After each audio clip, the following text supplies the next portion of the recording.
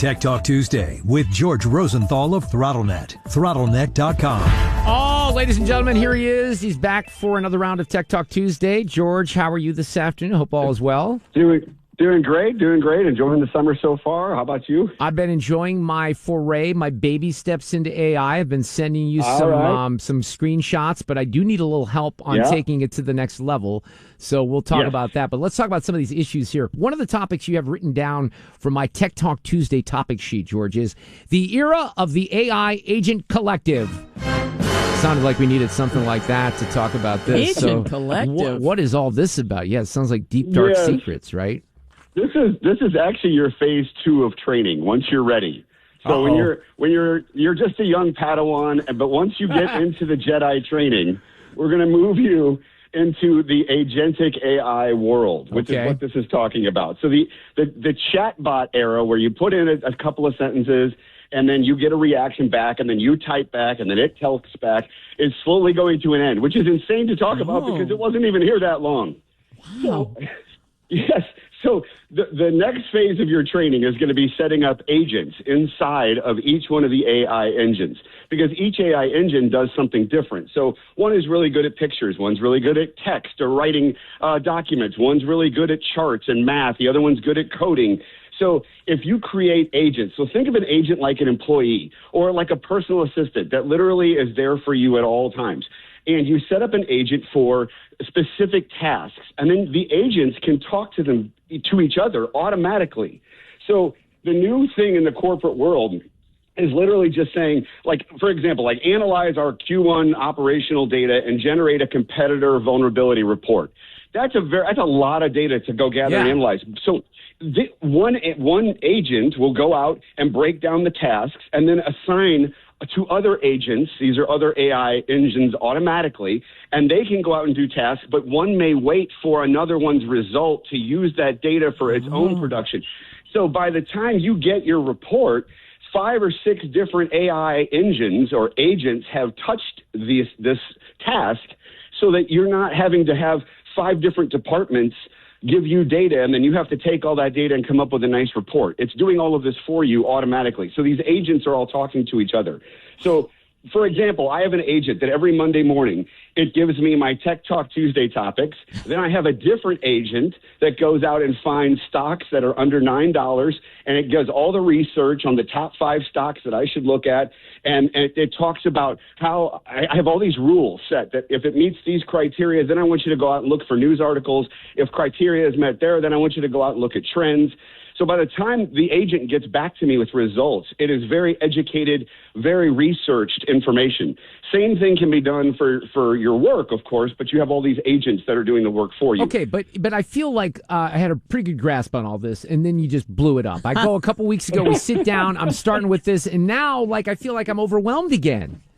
It is. And what's crazy is that it wasn't that long ago that we were just chatting with the thing. And now we're setting it up like helpers, like personal assistants that can remind you throughout the day. One agent can basically talk to another about your diet, and you can tie it into your sleep habits and your sleep data that's coming from your watch or your wristband that you're wearing at night. And all these different agents this is from a personal level, same thing on a corporate level, but all these different agents can be working together to help you. So the name of the game now isn't learning how to just write chat or how to, write prompts. It's learning how agents can work together to make your life 10 times more efficient and 10 times better. But how would someone do that without having the ability, like I do, to come over and say, George, will you show me how to do that? How are people going to learn how to do this? Exactly. So the only way, and that is the best question, the only way to do it is to ask AI itself. Of course it is. Go into Gemini and you say, Gemini, I need you to walk me through step by step how to create an agent.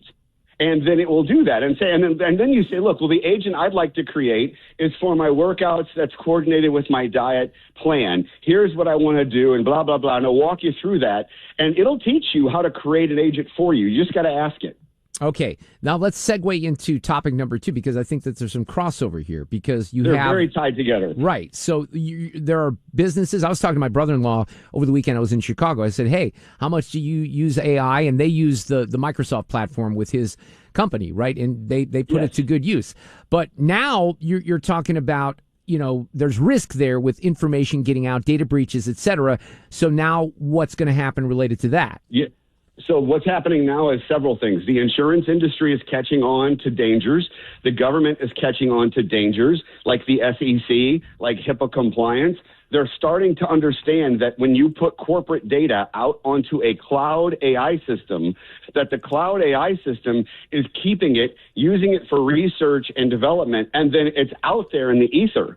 And so you've crossed what they call the corporate barrier of data. And if you have employees just using Gemini, let's say, or they're using Copilot, and they're just randomly using it without policies in place, and let's say they want to do a financial analysis. So they take a P&L report and a balance sheet, and they give it to Copilot. Copilot does calculations, creates some nice charts, maybe a nice PowerPoint presentation. But the point is you just gave your P&L and your balance sheet to Microsoft. Yeah. So that's the danger here. And so people are starting to figure this out. Well, ThrottleNet, we haven't talked about this yet ever, but we're going to start talking about it. ThrottleNet for the last few years has been working on a solution to this. And we have a very exciting AI solution that's coming down the pipe. It's extremely exciting. That basically keeps all of your data on property with you. It does not go to the cloud. It does not go up into some ether of unknowns. And yet you get to do everything you want to do with several different agents or AI engines, so to speak, within your business. So that's the big shift, though, is where is this data stored? And, that leads into what Apple talked about at their developer conference that then goes into the Apple Home devices. And that is something that I just love, is the fact that they're keeping it private on the device, not putting your conversations, your data, your pictures, whatever reports you're sending out into the Apple cloud. They're keeping it on the devices. So that's the big shift. Two things, of course, going from just a chatbot to an agent. But then once you do that, where are you keeping your data? Making sure it's sovereign on your company's infrastructure, and you're not giving it away. Here's what happens. What happens if the AI company that you're using changes its data policy and says everything you've uploaded is public? They could do that. Right. And then everything you've done, personal and corporate, is up there for public use. So that is going to be a very big shift. And Apple is leading the charge on that. I'm very proud of that. So explain Tech Talk Tuesday here, George Rosenthal from ThrottleNet. Explain that a little bit more with Apple and how they're doing that, because I was reading some of your notes here, and you're talking about neural processing units, NPUs. What does this all mean? Yes. Basically what you're saying is that Apple's moving in a way that we as Apple users can also be more confident that our data is stored safely and not out there on the cloud where someone can steal it. Correct. It's because they're putting these processors into the devices. Okay. So these high-end AI chips are going to be put into the iPad, the iPhone, the MacBook, the Mac that sits on your desk. And now, again, that's the bummer is if you have older equipment, it may not work until you upgrade. So, but the neat thing is it goes along with the home devices. So, I won't say her name, but Amazon Echo is all throughout my home. If I say it right now, it'll turn everything on. But I may be shifting because all of my conversations, my personal habits, every time I'm home or not home, when the air conditioner's on or not on, when I turn my lights on, when I watch a movie, it knows. Amazon Echo knows everything about me, but it's on Amazon's cloud. Right. What's going to change with Apple is that I may shift everything over to Apple, and then it's going to the AI will get to know me and give me the best times to turn my air conditioner on or up. Give me the best times to do certain things around the house. Alert me when it's a great day to cut the grass because it knows the weather's going to be nice in the next couple of days. It will know my calendar. It'll know everything about me. But the key is that it's inside my home. It never goes to Apple's cloud. That is what's so exciting about Apple. And the fact is that their AI is Gemini or Claude. And so that's the thing that's really nice is that you're going to be using Apple products, but the engine that's powering Siri is Gemini and Claude and ChatGPT, but I don't even count them anymore. Yeah, that's so I've mainly been using Gemini, and I guess I need to experiment with some of the others, but we are going to need another sit down where I can kind of create these agents and you can show them, because I'm asking it to do certain things and I'm having some success with the answers, but I don't know how to take it to that next level. So I think that's interesting. Well, what's going on? Like in the Wall Street Journal today, they were talking about, I think the NASDAQ was down, that the headline was tech slide deepens as AI fears get worse. What are the AI fears that they're referring to? There's so many things going on with the fear of everything from data centers being built with too much water usage, not enough electricity, the fears of where your data is being stored, the fears of what's going to take over jobs right now. They're having a massive issue with radiology right now in the medical world because AI is so good at reading anything that a radiologist does, that they're saying if your kid's in school to be a radiologist, you need to think twice. That literally came out this morning. That's nuts. Wow. And that AI is going to be so good that no human would actually have the eye to see. Do you imagine going through like a program for that and then all of a sudden finding that out? Oh, I can, and it's awful. Wow. That was talked about this morning on the news. I couldn't believe it. I was like, man, oh man. But there's a lot of dangers, along with the fact that Claude doesn't want their stuff weaponized.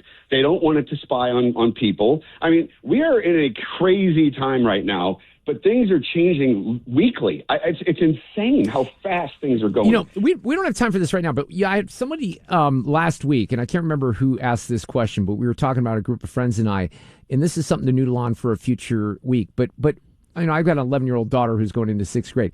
How are schools going to deal with AI? That's a good from question. The standpoint of teaching, not only using it. I'm not talking about using AI. I'm talking about teaching kids about AI. I mean, we have to have something, right? You can't just ignore that it's happening out there. So I'm very curious to see if there's been any thought that's been given in how to do that.